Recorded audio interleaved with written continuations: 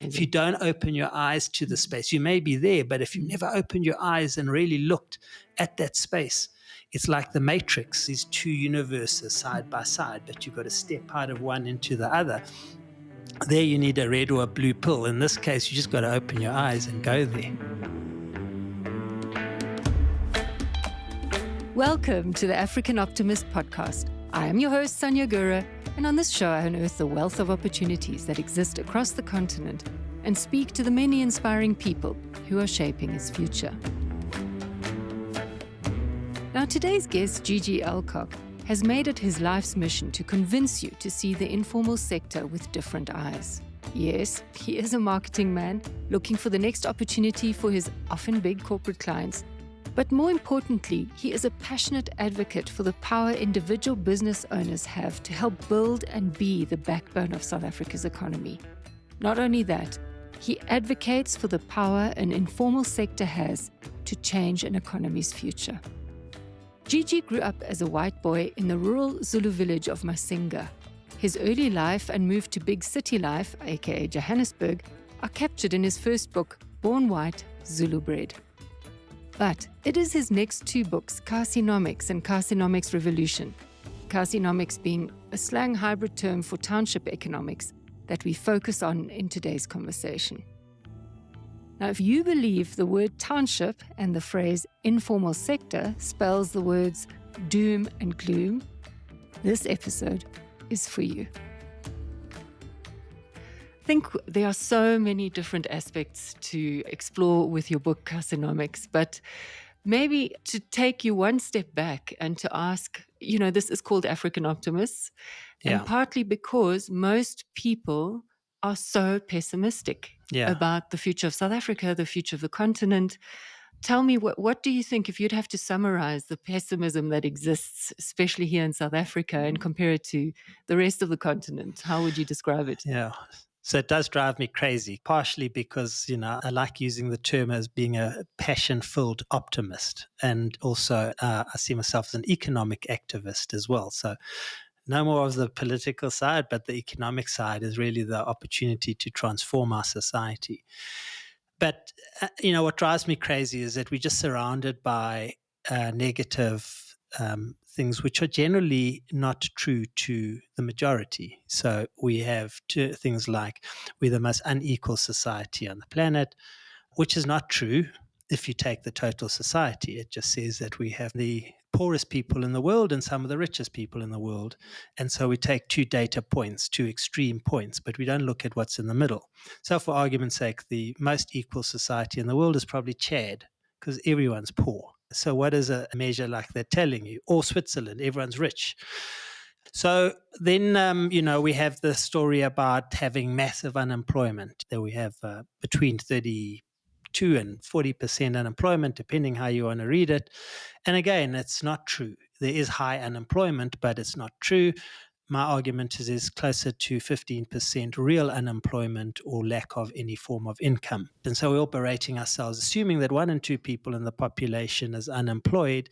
And if that was true and they had no other form of income, then we'd have serious poverty, malnutrition, and which we don't. So clearly there's something else going on. We have other things like our economy is flatlining and our economy is in decline. And then you have all these things that show that it's not in decline. I mean, and it drives me crazy. I read these headlines, which are in essence kind of negativity sells, negativity attracts, it's clickbait in many ways. And one of my favorite hate ones is a Daily Maverick one about a year ago now, probably, which said cash-crunched consumers turn to alcohol and clothing. And the story is actually about the fact that ShopRite's liquor business was growing at 12 or 15%, and that Pick and Pay's clothing division in their annual reports had grown by 17%. And so instead of them going like, how come people are able to spend money on clothing and alcohol, they have to twist it and say cash crunch consumers. I mean, like, it's such an absurd headline. It assumes that people with no money turn to Johnny Walker and Nikes or Adidas. It's like, that's the recurring theme. We have this other thing about informality. Everyone lives in a shack, and we have these pictures in Time magazine of rows of shacks and then a line, and suddenly there's beautiful houses with swimming pools. And it's kind of like that's South Africa.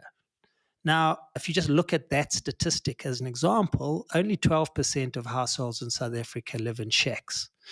86% odd of households in South Africa live in formal dwellings, in nice houses, sometimes really nice houses.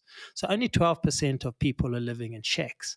But we extrapolate this image of shacks next to houses, or we fly into Cape Town, to go to our wine farm, and we look down on parts of Khayelitsha, not the whole of Khayelitsha, that's full of shacks. And we go like, oh, everyone's living in a shack. Isn't this terrible? And so on and so forth. There's an extraordinary book called Factfulness, and the subtitle is How the World is Getting Better and You Don't Know It. It's an extraordinary book. Probably everyone should read it. One of the things he points out in that is that the world is getting better and we don't measure the right thing. And he talks about things like don't take extreme data points as measures. So like the poorest person and the richest person, you actually look at the spread of people. But he also talks about anecdotal bias, where we hear the story of a granny from an Uber driver or from our domestic or whatever. We hear the story about a granny who lives with her kids in a shack and they can't afford to live and it's terrible. And it's 100% true story in most cases. But we extrapolate that in our negative kind of focus to say everyone is like that, And I get people saying to me, but my maid told me about. And I'm like, yeah, but your maid is not a statistical majority. Your maid is telling a story that's true to her, but is not true. The other one is the media bias that Factfulness talks about. And he talks about the fact that you read a story about the same Goko who lives in a terrible situation and it's 100% true story.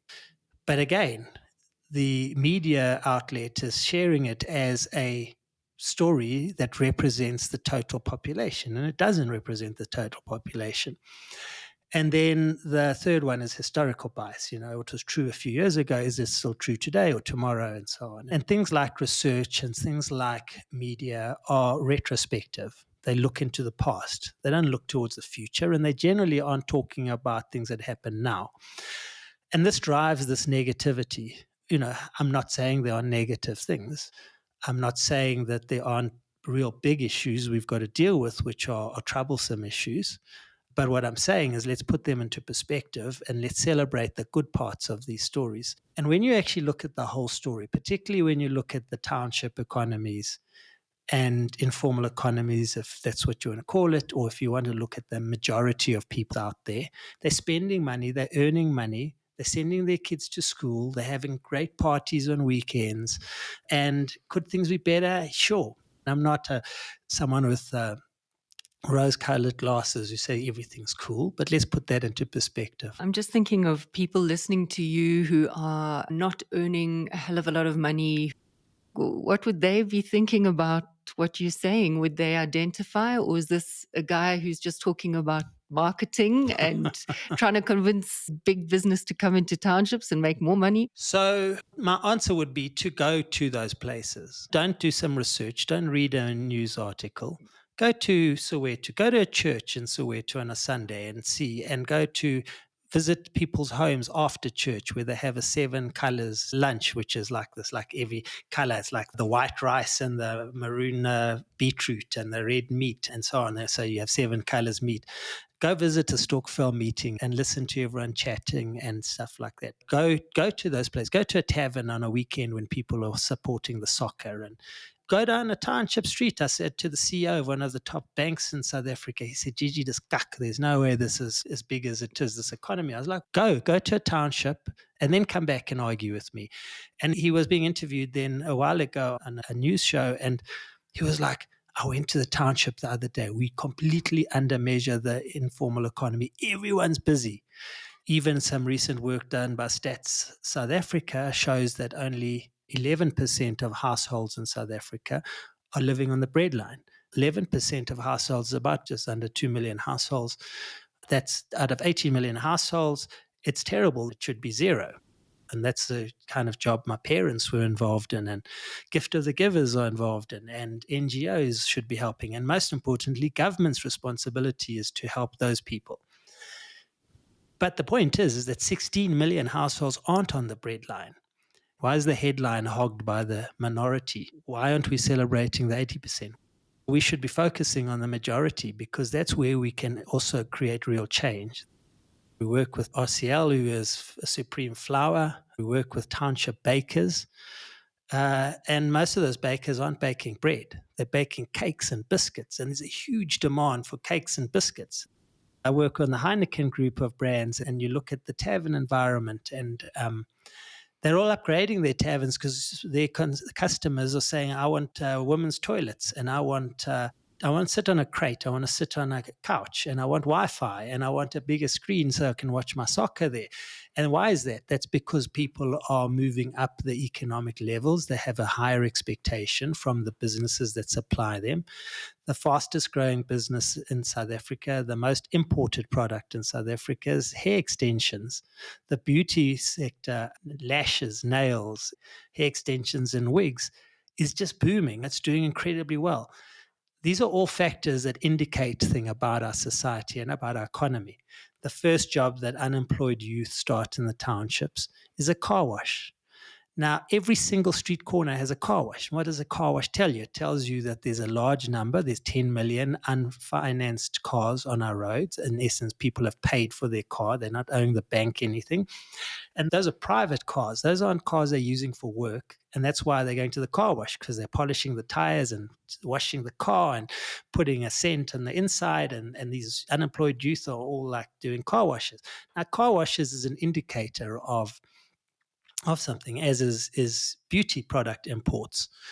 These are all indicators that our economy is doing well. If you look at even just these remarkable sectors, PG Bison is a company that supplies high-end quality kitchen surfaces like cupboards and almost like marble-like, but it's a wood surface for kitchens and bedroom cupboards and so on. PG Bison is part of a listed group. All the other companies in the listed group are struggling. The only company that's booming is PG Bison, and PG Bison will tell you that they're supplying townships with high-end kitchen surfaces because people are spending on making their kitchens more beautiful. Now, those things didn't happen like yesterday. They happened over 20 years. People spending little bits of money into their homes and stuff like that. But they have had these little bits of money and are spending them on that. And we're trapped in this kind of simplistic view of poor people or middle-class people in the townships sitting there struggling, and it's wrong. We should be celebrating the transformation that they have made in their own lives with limited and sometimes not so limited means. Tell me about the transformations you've seen when you've traveled in townships. What are the stereotypes that maybe you even had yourself when you went into townships? Yeah. What have you seen that completely turns on the head what people think is happening business-wise in townships? So the first thing is that most people, when I say I work in townships, they go like, "Oh, spaza shops." And it drives me mad. Yes, we have a large number of spaza shops in the townships, but in the past, the spaza shops was emergency purchase, a little hole in the wall, very expensive. The spaza sector has completely transformed now and is these supermarket type outlets, to the extent that the spaza sector is growing at 26.5%, according to Nielsen, who's an international entity, and the formal sector, retail sector, is growing at around 14%. So you've got this acceleration where now the primary purchase point for a township consumer is at a supermarket that we would normally have called a spaza shop. And these are really nice spaces. They're 5 to 10% cheaper than ShopRite or Pick and Pay. So people are having this great shopping experience. They don't have to stand in a queue like they do in the formal sector. They don't have to pay a taxi. They can walk down the road. We've seen the same kind of transformation across almost every sector. The fast food sector has really accelerated. Now that's a 90 billion rand a year sector. The spaza sector is 160 billion rand to 180 according to some figures. The fast food sector has accelerated, and where people would have wanted to go for a KFC or McDonald's or something like that, there's this real growth of township food that's not cheaper, but is culturally preferred and kind of soul food. Everything from chicken dust to quarters to shisanyamas to what people call amabledi and so on and so forth. What is chicken dust? GG, for those who don't know. Yeah, so chicken dust is a grilled chicken. It's a 1 kg grilled flatty, grilled on charcoal on a braai on the side of the road, generally. Absolutely delicious. Got this basting and spices on it.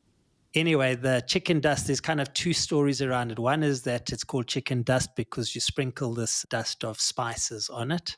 And the other one is because they're on the side of the road, the chicken ends up having dust all over it. I prefer the first explanation. And you get all sorts of other food. So there's been transformation again, where you kind of like on the weekend, you'd go to your tavern and you'd have a shisanyama, you'd have a grill. But now it's every single day. And Mahodu Mondays is huge. Mahodu is tripe. And it's delicious. I see you cringing, but I love tripe. And Yeah. Anyway, so that's a delicacy. Why on a Monday? After the weekend, if you've got a babalas, if you've got a hangover, you have tripe, and generally it's quite hot, and the heat makes you sweat, and that sorts out your hangover. Then you also see a huge growth in hair salons and beauty. It's growing. You see it everywhere. I spoke about car washes, township mechanics, the Uber industry. And Bolt and all of those guys would rather service their vehicles at a township mechanic. So that's also accelerated. Now, there's the interface between formal and informal economies. But the township mechanic sector is booming. Backroom rental is booming. South African households earn 20 billion rand a year in backroom rental. That's not measured in your unemployment figures. This is people who earn a passive income. It's 25 billion rand a year earned in spaza rental over and above that. So that's another kind of sector we've seen booming and growing. There's not a sector that you haven't seen accelerate. The fresh produce sector, the mamas who sell on tabletops selling fruit and veg, that's accelerated. If you look at the Joburg fresh produce market, they turn over 8 billion rand a year in fresh produce, and about 60% of their turnover is going into the informal township sector. Just tells you the impact they have on the agricultural sector. There's a growth in natural products and healthy eating, and hence vegetables have really accelerated. And you have a large number of guys with trolleys walking down the road with a little bicycle hooter, selling veggies door to door. And those veggies are fresher than you'll find at a fruit and veg city, because the gogos got in a taxi at 4 a.m., taken a taxi to City Deep to the fresh produce market, bought her vegetables, and by 6 o'clock, 8 o'clock, they're on the street selling. So what we've seen is over time, this informal economy was always there, but driven in many ways by the slowdown of the formal economy and the unavailability of formal jobs. I mean, I'm the first one to say there's less formal payslip jobs. But that doesn't mean unemployment is lower just because you're only measuring formal payslip jobs. But because of that, there's a growth of people making their own business. And across the board, everyone will tell you in the formal economy how their business is shifting. And they just generally say to me, particularly people like myself, they're like, we just don't know why. How could it happen? Everyone's poor. Everyone's unemployed. We've got massive inequality. How is it possible? Let us look at exactly this question of how it is possible. Because one thing I picked up, which astonished me, and I saw my own prejudice, was often what is being offered in townships is more expensive. There was an example where ShopRite, I think, is doing prepackaged meals, but they weren't flying off the shelves. And yet across the road, there's something that's more expensive, but it's flying off. So why is it possible? And why have townships been able to cause this revolution? I think that there's this assumption again that poor people want cheap stuff. So everyone's on this kind of affordability thing, let's try and be more affordable. And I mean, it's an absurd thing. It's like this race to the bottom, and it's a misunderstanding because you're creating no value. You're not adding any value. You're just trying to be the cheapest one, and who's cheaper than the other, and so forth.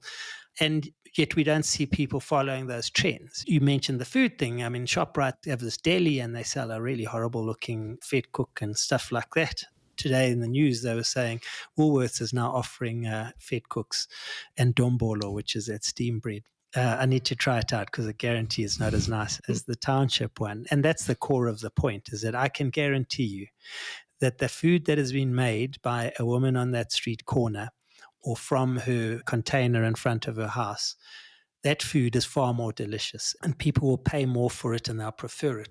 And I wrote about a woman outside the BMW factory in Roslyn in Pretoria who produced these beautiful 3 Series BMWs exported all around the world. And she sells 300 meals a day at the time for 25 Rand. Today she'll be selling them for 50 Rand a plate. And it's a plate with a stew and vegetables and samp or rice you can choose. It's really delicious stuff. And I said to her, how come you do so well outside the BMW plant? Don't they have a canteen inside?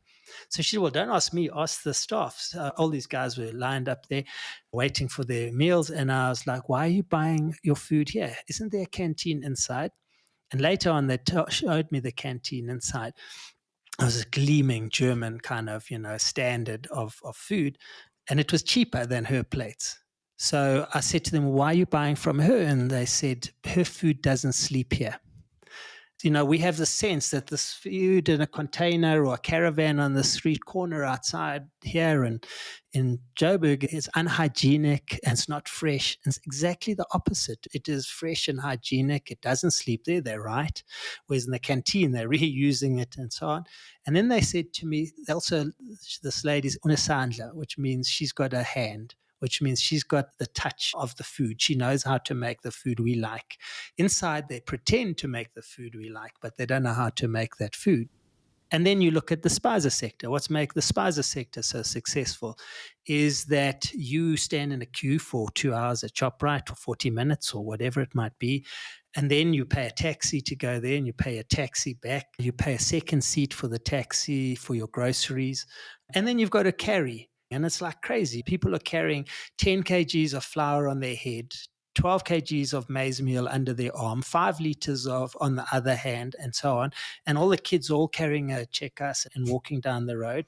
Where's the spaza shop, or the spazarette as I call it? It's walking distance. They'll give your kids chappies when you walk in there. They'll be like, here's some chappies. They 5 to 10% cheaper. And this has been confirmed by that Nielsen study I mentioned, that across the board, the spazarette is cheaper on the same branded item as ShopRite or Pick n Pay. So now you can get a cheaper product, the same brand you're looking for, baked beans or salati sugar, at the spazarette. You don't stand in a queue. You walk into that spazarette. It's actually really clean and well laid out. And in the last week of the month, when they say, Mambara week, when the month is longer than your money, you can go and get credit on food items if you're a woman. They won't give the men, and they won't give it on things like Cokes and stuff like that, but they'll give it on food items. And they'll do it without any interest. So suddenly you've got this sector which is understanding also what brands people like. They understand the lifestyle stuff. You find the spazarette, if someone dies in the street where they're operating, they'll make a donation in the culturally correct way to the family of groceries. So it's a real kind of understanding of what people want, how they live, helping them financially with things like credit on food items and so on. I'm interested in the spaza sector because I think the majority are not owned by locals. Yeah. So it's interesting that you say the advantage that the spazas have is that they know what customers want, but yet they are not actually locals per se. What's going on there? Look, it's extraordinary. It's like I was interviewing a guy called Solomon, who was an Ethiopian who'd taken 12 months, 8 months, whatever, to get to South Africa, crossing crocodile-infested rivers and stuff like that. And his English isn't very good. And he owns about 6 different supermarkets in Soweto. But almost all of these spaza rettes and stuff, you'll find that those Somalis, Ethiopians particularly, understand culture. They understand when a funeral happens, what do you do? They understand certain things, but they all learn the language. And so they speak Sotho or Xhosa. It's like insane. And they've put the effort into it. Bet you a formal retailer hasn't put the effort into learning what their local community speaks. But they're also living in those environments. They're renting from a South African. They live in those spaces. And it's a lesson in a sense around business, is how do you really understand who your consumer is? And we've had an arrogance in South Africa in the formal sector for a long time of assuming that you just put an ad up there and people are going to aspire to it because some soccer player is holding it or some actress is holding it. And we haven't really tried to understand deeper insights about our consumers. And in many ways, we've been successful in the absence of any real competition. And that's starting to change. I just want to take you one step back. You said something about the spaza owners, that it's also a generational thing, that a lot of the current spaza owners, they are third generation spaza owners, which means they grew up in spaza shops. And possibly in South Africa, what's going to happen is 3 generations down the line, we will have the same. Maybe that demographic will also change. Yeah. Because what is this generational advantage that Somalis, Bangladeshis, Pakistanis have in the spaza sector? FMCG retail, as in dry grocery items, as in not prepared food, is not a game for sissies. It's a very low margin, very complicated business. And I think people underestimate how complicated it is. I think if you got Raymond Ackerman and you asked him if he'd do it again, he'd tell you there's no way you do it. You either really understand how retail works or you don't. Because it's really about fast moving products. It's about loss leaders. It's about primarily volume. So no margin in it. And you've got to be open long hours. And if you stock something that consumers don't buy, it rots. And you've got to really know what you're doing there. And the Somalis and Ethiopians and the Pakistani and Bangladeshis, those 4 groups dominate the space. Generally, you'll find that they have grown up in a similar type of outlet in Somalia. Since little kids, they were growing up in that. They've learned it. Those who haven't grown up in that space, when they arrive in South Africa, they go to a family member and they get a job with a family member and they get smacked around the head and told what to do until they learn it. And if they don't learn it, they end up going back to Ethiopia or Somalia. So it's an understanding of a certain industry sector, whatever you want to call it. The South African entered the spaza market back then because there were no alternatives. Spaza meant, in essence, hidden or out of sight. They were illegal shops. So black people weren't allowed to own businesses in townships, even though it was their township. But they entered the spaza sector, in essence, because there was nothing else. So who supplied bread and milk and airtime and Omo washing powder and Raja curry powder when you ran out of it? And so the South African entered it, but also the South African saw as his competition or her competition the other South African spaza down the street. The Somalian Ethiopian comes here and takes over the closed South African store because ShopRite's moved in. The South African couldn't keep up, closed the doors. Somali arrives, says, "Can I rent your outlet?" He's like, "Cool, you can try your luck."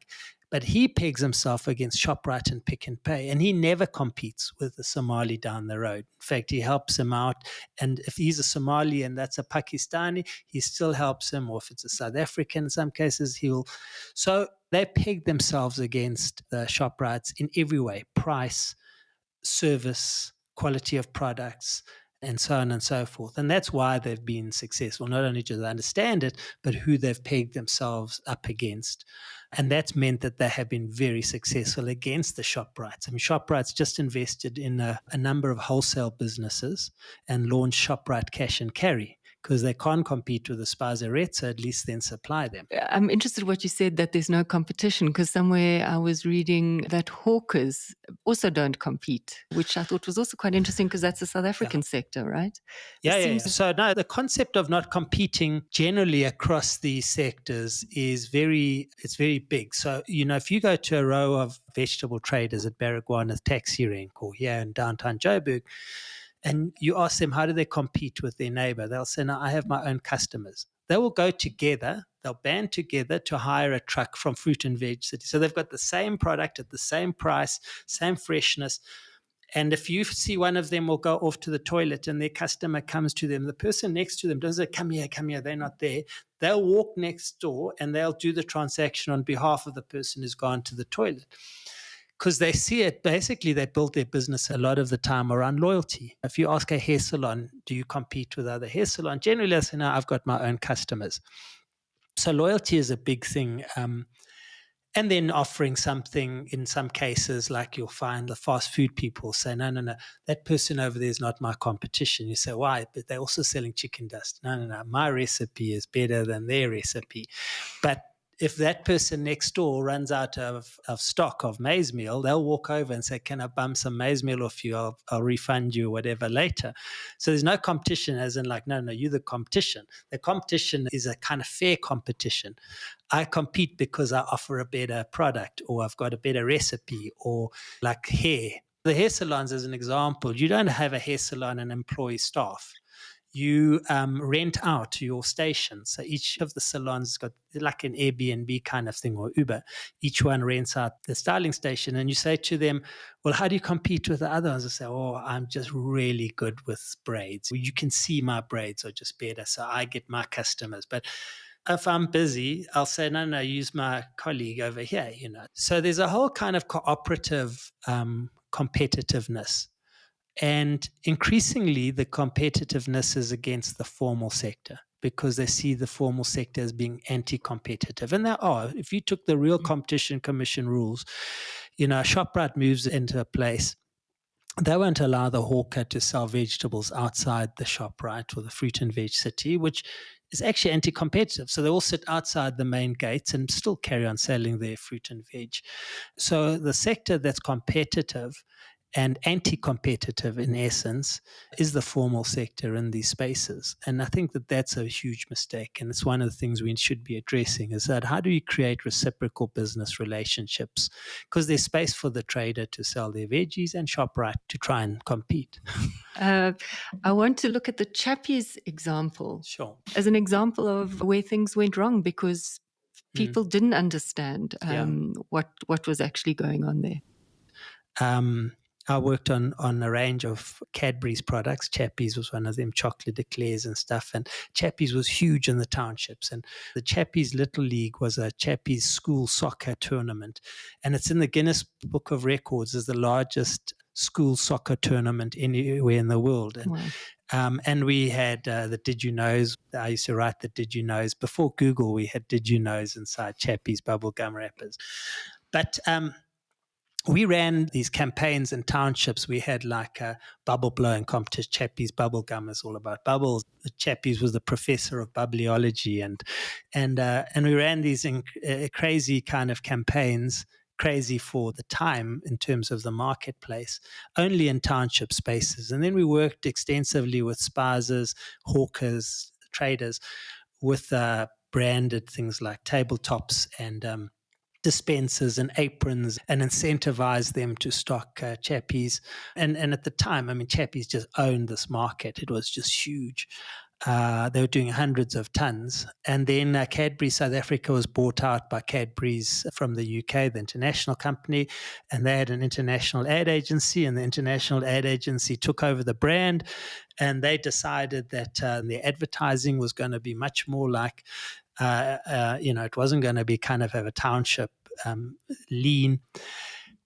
And they made it, call it very white, suburban, South African. And they were like, yeah, but, this is where the market is. There isn't a market in the townships.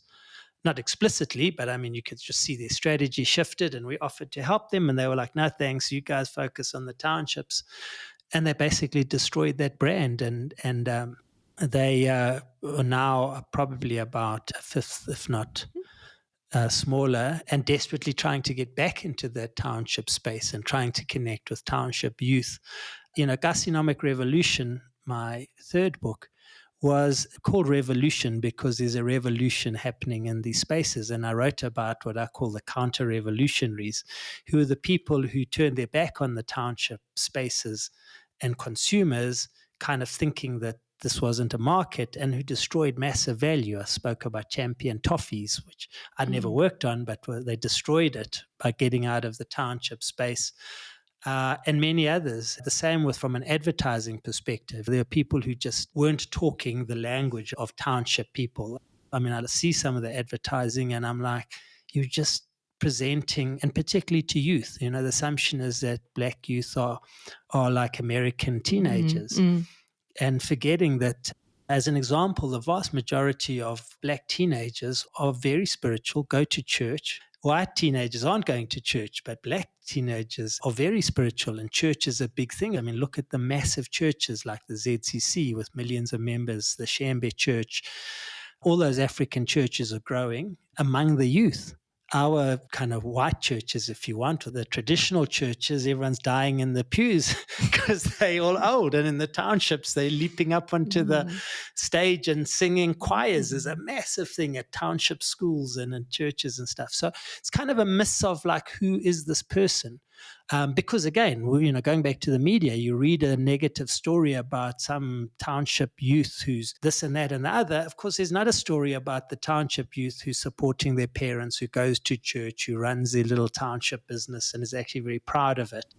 I had an interview highlighting what I call Gasipreneurs, and there's a young lady, Balisa. Balisa, she started a hair salon when she was 16 and still at school. She's now 20. She employs 10 staff. She's got this little hair salon. And I took this photo of her, and she's holding an iPhone 14 Max, the top of the range iPhone. She bought for 28,000 Rand cash from the proceeds of her little business. And she's even got a courier business operating from her hair salon.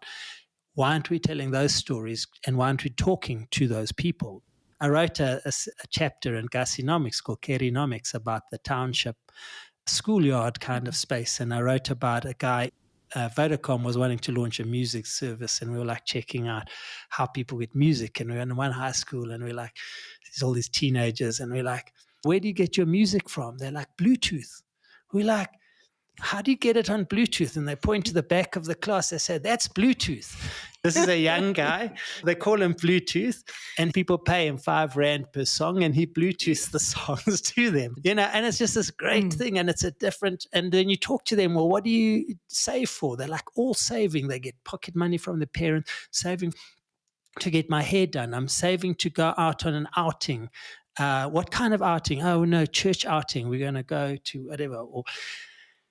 And, they're no different from any other positive teenagers. And again, I'm not saying that there aren't the negative stories and those aren't true stories, but they're not the truth of the majority. And from an advertising perspective, let's talk to the truth of the majority.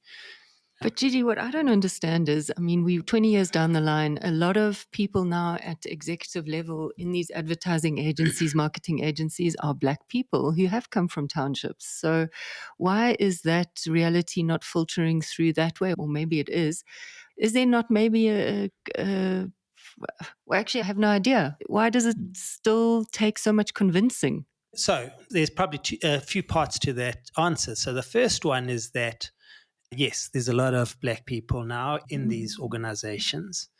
If you speak to a lot of them, they will tell you that I'm not the decision maker. And I've been suggesting for ages that what we should be doing is X, Y, Z, and my white boss or whatever, who has no concept of it, is saying to me, no, that can't be true. And as I said earlier, people said to me, when there's more Black people in senior positions and in marketing, you won't have a job. And the opposites happen. Every day I have someone saying, oh, it's so nice for you to tell these guys. I was invited to go and talk to Woolworths, to their marketing team and stuff, by a Black director there, who said, please just tell these guys not every Black person's living in a shack, and that actually Woolworths has a big consumer market there that they should be attracting.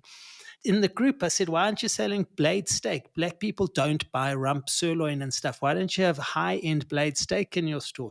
And I see they've got fat cooks, so maybe they were listening. But this was a Black director saying, these X won't listen. And then said to me afterwards, said, if I'd got a Black guy to come and talk to these people about the townships, they wouldn't have believed them. But the fact that you come here and you tell them, and she was quite funny. She said, when I look up, I see a white guy. When I look down and I listen, I hear a township guy. She said, you really rattle me. She says, I actually don't know. It's this contradiction. I can hear one thing, but I see something different. So that's the one thing, is that we still have a business sector which is very white-led, white traditional male probably led in terms of decisions. And, people are risk averse. It's like we've always sold Omo this way. Why would we change it now and do it differently? And so the poor marketing manager happens to be a Black woman who used to live in a township, or who visits her mom and father, or, in the townships or rural areas, is like shouted out in essence and won't get the promotion unless they kind of conform. On the other hand, you will be surprised how many Black people in senior positions haven't lived in a township. Their family live in a township. They went to Model C schools. So, I mean, we're talking now 20 years down the line. Those people, when apartheid shifted, their families moved out of townships 20 years ago. Let's say that they were 5. They're 25 now. They're in a position where they never, ever lived in a township. They might have visited a township. There's a big difference. So I also get that. I get Black senior people saying to me, I mean, they need to be fairly strong to be able to turn to a white guy and say, listen, you know more about this space. But I have a lot of it of like, hey, you spend more time there than me. You know, have things changed? Is this still true? You know, I often say, just because I'm white doesn't mean I know something about white New Zealanders or white Italians.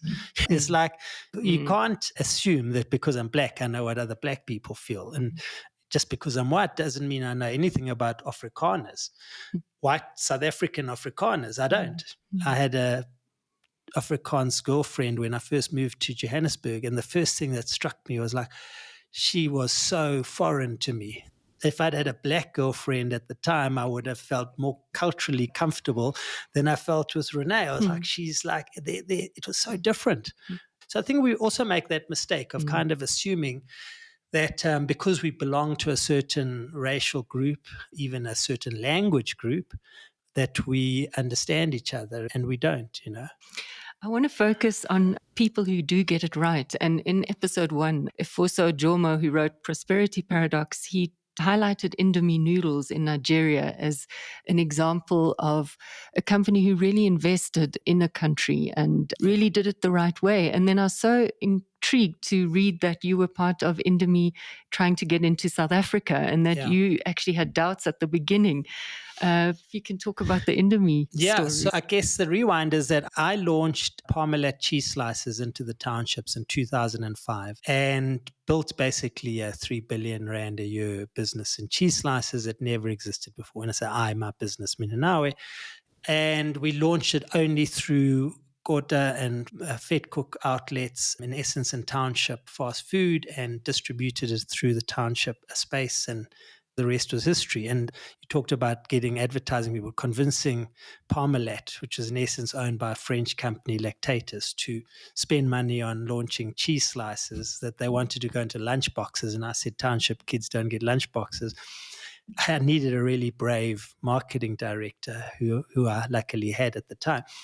And the rest was history. And so then I was contacted a while later, probably 2016 or 17, by Kellogg's, who had made a joint venture with a company called the Toleram Group in Nigeria, and they wanted to launch instant noodles. And I was like, guys, please don't waste your time. So anyway, I get further and further up the ranks, keep phoning me. I get called by a CEO of Kellogg's, and he's like, please, will you meet the Toleram Group guys? We'll pay you for your time. Come for dinner in Santon Square at a very fancy restaurant. And there's these 8 Nigerian Indian guys there, very formal. And they put me at the head of the table and say, we want to launch noodles in South Africa and we want you to help us. We've read about your cheese slice story and we want to do the same. I'm like, guys, please don't waste your time. They're like, please come to Nigeria. We'll pay you for 2 weeks. And I said, no, don't pay me. I've always wanted to go to Nigeria. You just show me around. So I went to Lagos for 2 weeks. And after the second day, I was like, this is insane. They sell $1 billion worth of instant noodles a year. They took Nigeria in the space of 10 years to the 5th biggest consumer of instant noodles on the planet. Indomie Noodles, which is their noodles, is the biggest consumer brand in Africa, according to Kantar. And you've kind of never heard of it. And the reason I changed my mind, so they wanted me to launch it, and I went there. And I realized that they're very, very clever. So the first issue you have with food in Africa is fuel, charcoal, wood, a paraffin, a coal, whatever it might be. Instant noodles takes 3 minutes. The second thing is that people are looking for a filling starch. And so they would normally have maize meal or cassava meal in Nigeria. And in this case, noodles are filling. Also, people are looking for a high protein product, and durum wheat is high in protein that makes the instant noodles. And so maize meal is around about between 7 and I think 10% protein, and durum wheat noodles are about 17 to 20%, almost double the amount of protein content. So they basically kind of stumble on this idea that fuel is a problem, this is a filling product, And so, of course, they brought out a large pack. Most of the world has a 70-gram snack for rich kids. They brought out a 200-gram called a Hungry Man, and a belly full was a 300-gram. So it's really big, 4 times the amount of noodles. And they use the local flavors. So, for instance, a snail is huge in Nigeria. These huge snails, the size of like 2 fists added together. Never heard Often, of it. snail Wow. sells for more than beef and chicken. How do you eat it? It's cooked in like a stew, and they have a pepper snail stew. So, of course, the Nigerians came up with a pepper sauce noodle and other local kind of flavors. So they really adapted what was a rich, I think 1950, a Japanese guy did the first instant noodles, and they became this craze for really rich people who had time issues and convenience, wanted a quick snack on the go. They turned it into an African staple by understanding all of these things and adapting the product. So they, in essence, took the snack for rich kids in across the world, and they turned it into an African staple by understanding some really important things about this. And they said to me, all right, so the second or third day, I was like, okay, we're going to launch instant noodles. And they said, right, we've got a condition. The condition is that we will not be distributed through any formal channels, not even formal wholesale channels. I had segmented the market. Oh, sorry, just to rewind as well. What they did is when they launched instant noodles, they launched through what they call the Mashai women. The Mashai women are the fast food outlets, like I was describing, like the chicken dust and whatever. They launched it by sampling it through the Mashai women in Nigeria who needed to prepare a quick meal for someone who's on the go. So they said, well, we'll launch it through the food industry. And so the fast food, informal fast food, spaza sector, broad spaza, spazarette sector, and what I call midi wholesalers, which are informal wholesalers. And they said, the formal sector will come to us if they want to stock it. But first, this is how we launch it. And we launched it in, I think, about middle of 2017, and took 40% market share from Nestle, Maggi instant noodles, who were the dominant. They were like 80% or 90% of the market. They took massive market share. In South Africa, it's branded as Kellogg's, because Kellogg's bought a share in their business. And today, the market leader is Kellogg's instant noodles. Maggi is declining dramatically. Why? Because Maggi have not focused on the informal sector. And today, Kellogg's or Indomie noodles are growing at around about 20%. They're making instant noodles a staple like they did there. It's this incredible success story. And why are they successful? They adapted it to the African market. But more importantly, they just adapted the principles to understanding marketing in an African context and understanding how to adapt products to an African consumer with specific needs that they had. Every time I read anything that you said, even listening to you now, I just think, why is it so hard to shift people? No one was fired for designing the Toyota Corolla. And look at Tesla. You needed someone who was prepared to do that. And that is completely the problem, is that you are incentivized to be successful, not to be brave. And you repeat this over and over and over again. It was one of the biggest issues I always had. And the brands that I worked on, I generally worked on in Nawe for 20 years, because when we got it right and made people think differently, it completely changed those spaces and they carried on doing well. But you'd created a culture where they understood that the township was an opportunity. I say a lot of the time, that people are data rich and insights poor. And insights are not about the past. Data is about the past. Data assumes, and retrospective research assumes, people do what they always did. Insights are about anticipating changes to consumer behavior, because consumers are changing all the time.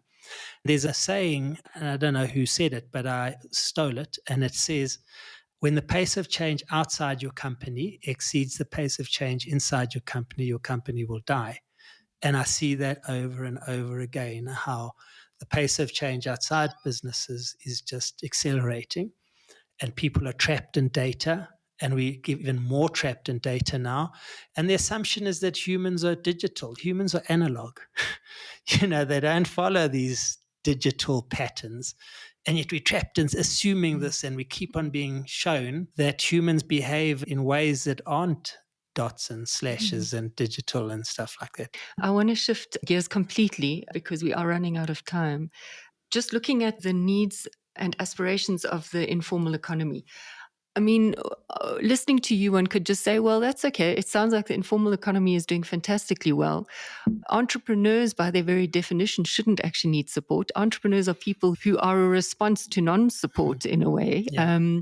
So why should there be this emphasis on business skill support, money support, short-term loans, when it sounds like this sector is doing quite fine on its own, and maybe government should focus on those 12% who are struggling? So there's a yes and no to that. So yes, certainly government should get out of this space. They know nothing about business and they mess it up all the time. They should address some of the bylaws and regulations that actually restrict and limit. They should address things like the Competition Commission and say, are large formal companies being competitive or anti-competitive? And if they're anti-competitive, they should do something about it. Because this is a large part of it, is that these formal corporates are anti-competitive. Simple example, the price that ShopRite can get from Unilever is much better. They pay on 90 days and they get all sorts of promotions and spend and stuff like that. I asked the previous chairman of Unilever, who's your biggest customer? He said, ShopRite. I said, no. ShopRite's your biggest single customer. Your biggest customer is 100,000 spaza shops. And as your biggest customer, you should be giving those 100,000 spaza shops the same terms that you give to ShopRite, Pick and Pay, Spar, and so on. But they don't. And so the spaza shop is getting your bag of Omo at 20%, if not more, and paying cash on instantly and not getting 90 days or 30 days or 60 days and so on and so forth. So there's one part of it, is that are you creating an even playing field with the formal and informal economy? And no, we don't. So that's the first thing that I think we should be addressing. The second part of it is that I don't believe these are entrepreneurs. And I think that the term entrepreneur is badly used and has become like a glib term we use about businesses. And entrepreneur really implies an innovation and someone who's breaking ground in new fields and stuff like that, and who's starting something. I think that the problem with entrepreneurs is that we create these role models who are people like Elon Musk and Bill Gates and Steve Jobs and so on and so forth. And actually, how many people are really going to be an Elon Musk? 1 in a billion. So why are we trying to use those as role models? Hardly anyone's going to ever get there. So that's my one problem. And the role models in my mind are the people who've been, in essence, call it moderately successful. The person with the hair salon in the township who's bought themselves a little car and buys themselves nice clothes and has great weekends and family and whatever. Why aren't we highlighting that person? And those people, in my mind, are the real business backbone to societies generally. And those are, in essence, what we increasingly talk about these SMMEs and the future of business in the world. And I believe there's a massive thing around the independent business sector. I prefer to call them independent business people rather than entrepreneurs. And they're all already there. We don't want to start new businesses. If you start a new business selling fat cook on the street, they're competing with someone who's already there, which fine, maybe you want to do that. But if we're going to help people, it's all about scale up. And for me, all of these businesses that are out there, the vast majority of them have proven that they will survive. They're sustainable businesses. They're making money. But the limitation is that they're not generating additional wealth beyond their transactional wealth. And that wealth would be, can I sell this business? Can I start 10 branches like Raymond Ackerman started, or the Nando's guys, from their little shop to an empire? That is the growth that you need. Now, that growth is impossible to achieve without some form of credit, some form of assistance. The Nando's guys went to the Eindhoven family and said, please lend us money or give us money, So, but how many, Mbalis who own a chicken dust outlet can go down the road and find a billionaire to help them, so they don't have that access. I found that with my business. I realized that there were like networks of white people of any form, Afrikaans, as an example, who were like helping each other and networked, and they'd been to my class together, or they'd been playing rugby in the same. And I was the outsider. I still, in many ways, feel I'm like this outsider of some of these networks, and I've been very, very successful. But I was like, geez, I needed some luck, and I did get some help, go and borrow some money, but I couldn't get business funding. So luckily I owned a house and I had enough money in the house bond to pay for stuff, but it's like a journey which had no support from other people, a fair amount of luck and a fair amount of being in the right place when no one else was at the right time. But, Mbali's not going to be in the same lucky position, and she is doing really well. But imagine if she could scale up. She wants to be in a shopping center and have this grand shop. She has these aspirationals of how to grow her business, extend her business. She wants to open up her little chicken outlet and have more tables and chairs. But what she has to do is, it's about cash flow. She has to buy one table today. In the next month, she buys another table and slowly, incrementally do that. Wealth is not created and businesses aren't created through incremental growth. You can't say, okay, today I'm selling 10 potatoes, tomorrow 11, the next day 12, the next day 13. Because of overheads and other logistical issues, I've got to go from 10 to 20. Because when I sell 11, I need another staff member. So that staff member won't be paid for by one, and so on and so on. I mean, there's a fundamental business principles. That means that we should be saying, how can we help these businesses scale up? First of all, let's recognize them as businesses and find ways to help them. How do we get formal banks to lend them money? I've spoken about a woman called Dabi Singh who rents out back rooms. She earns 150,000 Rand a month from renting out about 20 back rooms, what we call back rooms, they're more like flats. She gets 150,000 Rand a month into her bank account. She also earns a very good salary. And she'd bought another property and wants to build more back rooms. She wanted 1.5 million Rand loan from her bank. She said, look at the money that's going into my bank account. I want to build more back rooms. And she waited about 2 weeks for them to get back to her, and they turned her down. So she wanted to test them. She went and got a quote for a Mercedes worth 1.35 million Rand, and she asked her bank to finance it. And in 20 minutes, they came back to her and they said, sure, its finance is approved. And as she said to me, one appreciates and one depreciates, and they'll fund the one that depreciates because they cannot wrap their heads around the fact that she is capable of running this business, that the money she's getting into her account isn't from selling drugs, it's from renting out rooms to people who can afford to pay for the rooms. So this thing about this business sector is that they do need help. There's not a business, there's not Tiger Brands, Unilever, all of them have funding, have overdrafts, have ways of dealing with cash flow. They want to start a new factory. They don't finance it out of selling Omo bags. They go and borrow money from HSBC and then they build a factory and so on and so forth. So why is that different to this business sector? The scale is different, but the accumulated scale isn't different. I spoke about regulations and so on. Someone like Ndabi Singh, who hasn't got an audited statement, but she's getting the money put in her account, we don't recognize that as a business because she doesn't have an audited statement and this kind of paperwork which we require. If you don't have a pay slip, you don't exist in this country in terms of the financial system.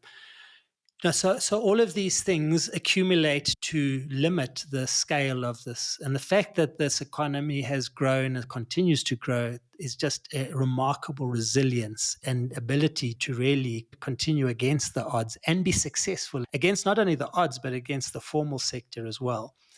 And I just think that there's a huge way of transforming our economy by liberating the sector. And I'm not saying that it should be growing independently of the formal sector. That's fine. Let ShopRite grow because of helping supply the sector. Maybe they should be selling the vegetables in bulk to the hawker outside their store instead of selling vegetables and chasing away the hawker. But the starting point is to recognize this is an economy. It's a legitimate economy. It's a thriving economy.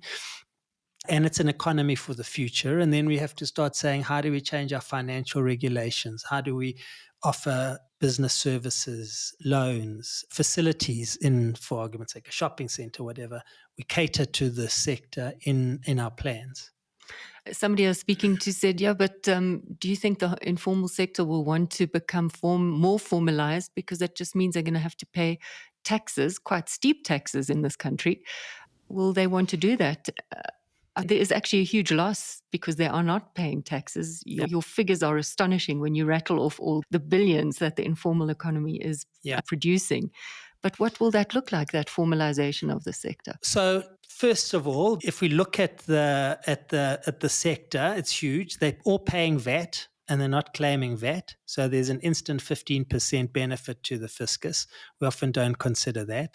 They're buying products from the Unilevers and Tigers and Parmalats of the world and reselling those products. And hopefully Tiger and Unilever are paying their tax to the expected amount.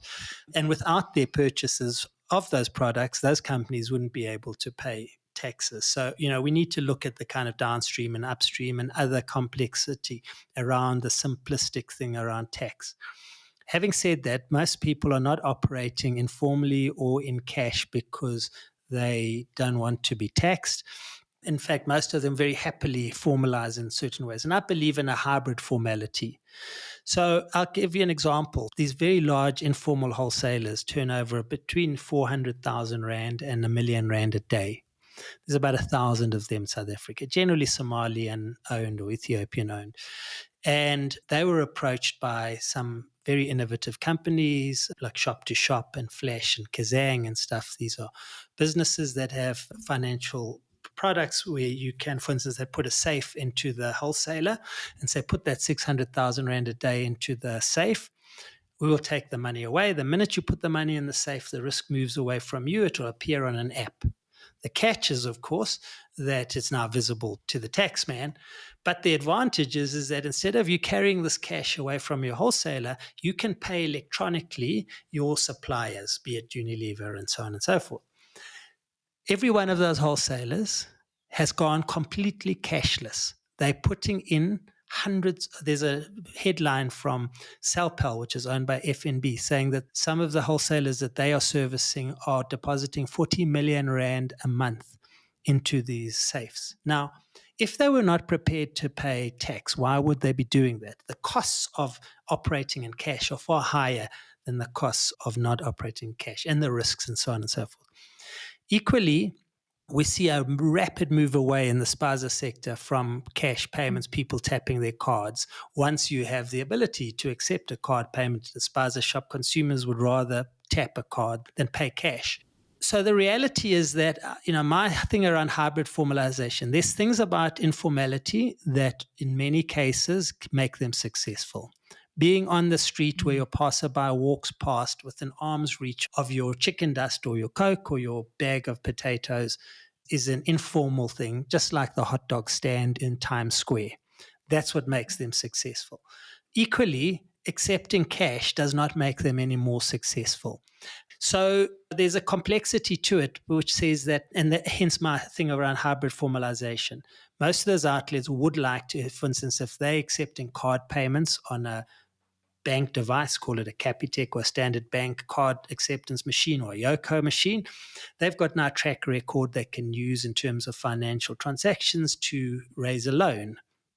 They're also able, instead of taking the cash and walking down the road and being mugged when they go and buy more stock for their store, they're able to now pay electronically from their bank account and so on. So there's a real benefit in formality around certain things, and there's a disadvantage around other things.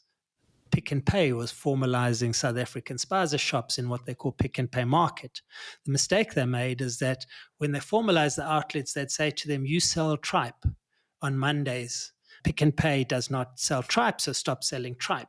You find that people would buy tripe, but then they'd also buy maize meal and Raja curry powder and stuff like that. So there's a specific example of a guy said to me, well, now I've lost all my customers who used to come here for tripe on a Monday, and I haven't gained new customers. And that's an example of where formality doesn't work, because the formality was so strict that it was actually a disadvantage in the long term. So So yes, we want formality and we want to bring the sector much more into the scale up phase. How do we get them growing their businesses, growing the number of businesses, making their business more profitable, employing more staff and giving those staff UIF and paying PAYE for them.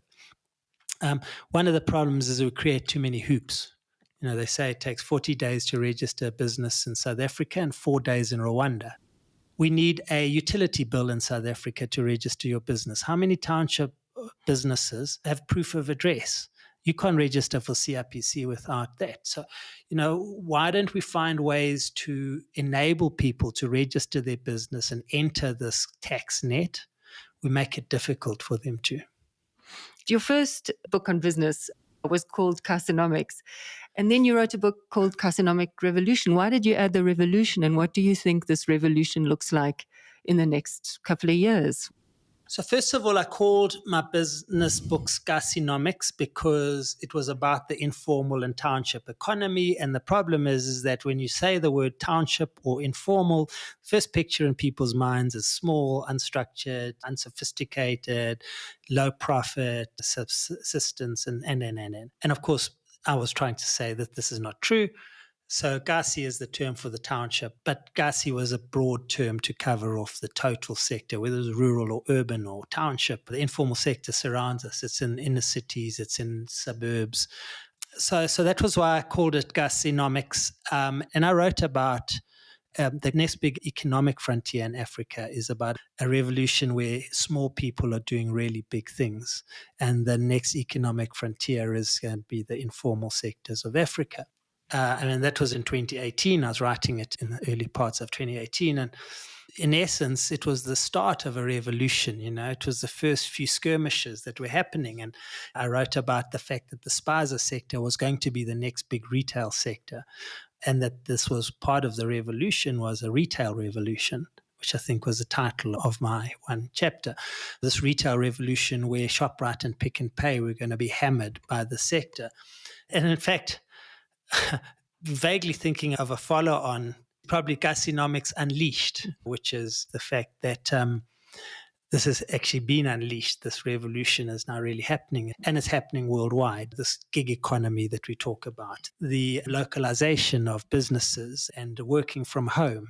90% of informal businesses operate from a residential premises. They either operate from a container in front, or they've converted part of their business, or they're operating from the back. The township mechanic has got his workshop at the back and so on. Hey, that's just like the whole world is moving to working from home, and it's accelerating.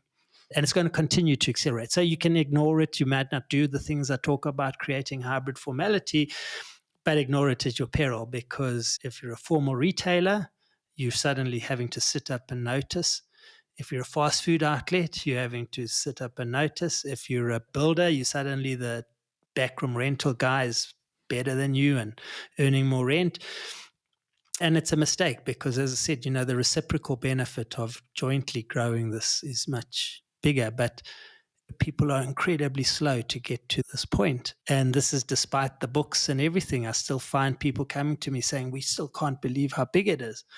Is it really that big? It's like 5 years from when Kasinomic Revolution came out. And if anything, it's got bigger. Equally, I'm getting people telling me how big the space is. Did you know how big this is? And I'm like, yeah, well, but this is a mistake we often make. Back to the beginning, is because of our negativity, we can't wrap our heads around the kind of positive growth and scale and the energy that's behind these sectors. We focus on the negative parts of it. And people have said to me in the past, are you just telling a few anecdotal stories about a few people? And I'm deliberately telling them because I want to humanize them and I want to celebrate those people. But no, I'm not telling the story of one person who's an extraordinary outlier. I'm actually talking, how many stories do you want? And they're there. I did a presentation at a shopping centers association in 2019, and I presented my stuff, and there were like 3,000 people at the Cape Town Convention Center. And I said, your shopping centers are going to die. And of course, starting to happen already. But afterwards, I was approached by a guy who was holding my book. He'd bought my book somewhere, and he said, I work for a company that has stores in every single township. He says, you speak rubbish. There is no way the sector is as big as you say. I would have seen it outside my stores. So he says, but I bought your book. I'm going to read it, and I'm going to get back to you and tell you why you speak rubbish. And he's an ex-rugby player, quite a big guy, and he was like towering over me, telling me, he's taller than me, and I'm not short, And anyway, I thought it was quite funny. I was like, no, that's cool. Let me know. So a while later, I got a WhatsApp from an unknown number, and it's a picture of a woman selling Vetkoek. And it says, hi, Betty has been selling Vetkoek outside my shop for the last 8 years. Betty makes 6,000 Rand a month profit. I have never seen Betty until today. Thank you for opening my eyes. And then a while later, I got another one, and it's a picture of a young, dashing black guy holding up hair extensions. It was like, hi, Mandla's outside my store in Umtata Plaza in the Eastern Cape. Mandla's been selling hair extensions for the last 5 years. Mandla makes X amount of money a month. I have never seen Mandla. And I got these regular things. And it was this thing of, if you don't open your eyes to the space, you may be there, but if you never opened your eyes and really looked at that space, it's like the Matrix, these two universes side by side, that you've got to step out of one into the other. There you need a red or a blue pill. In this case, you just got to open your eyes and go there.